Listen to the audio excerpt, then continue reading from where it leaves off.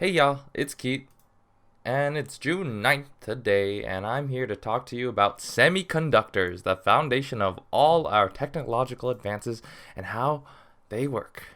Starting on a chemical level, almost all of the semiconductors we use are made with silicon. Silicon has a crystal structure that allows it to have a uniform arrangement so that four valence electrons form a lattice. In this form, there are no free electrons that can move, hence little conduction.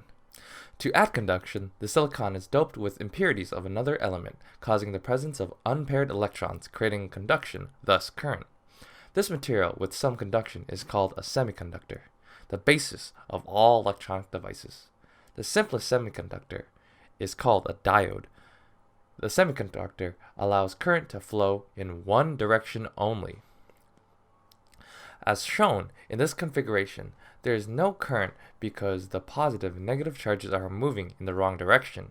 When you flip it, the negative part of the diode is repelled by the negative part of the battery and then is attracted by the positive side of the battery, thus causing a flow of electrons and thus current. An example of where this is practically applied are devices that use batteries. When someone places a battery in the wrong way, the diode will not allow any flow of current, protecting the device from damage. This leads us to one of the greatest creations of all time, the transistor. The transistor is a collection of three semiconductors, as opposed to the diode's two. The transistor is used either as an on-off switch or a current control valve.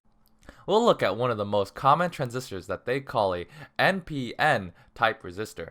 The two semiconductors on the side are negatively charged, while the one in the middle is positively charged. When a positive voltage is applied to the middle positive semiconductor, the positive charges in the middle are repelled, while the negative charges on the side semiconductors are attracted, causing there to be an opening for the negative charges to cross, creating a current. The activation and deactivation of this current can be done many times in a short period of time. When we apply voltage to the transistor, we can control the flow of electrons. These activations and deactivations of the transistor can represent the binary machine code. This machine code allows a computer to do its calculations and operations. The processing speed of a computer will increase as you add more transistors. In the early 2000s, processors had thousands of transistors in them. Today, processors have tens of billions. This is reflected in the progress we have made in our computing capabilities. In modern computers, billions of transistors are switched on and off billions of times per second. This allows computers to make countless number of calculations per second, making all the things that we have today possible in all the devices we have. Things like high fidelity gaming, smooth video editing, and responsive user interfaces are all made possible because of this. Thanks for watching. I hope you learned a bit about semiconductors and transistors. This was Keith. See you later.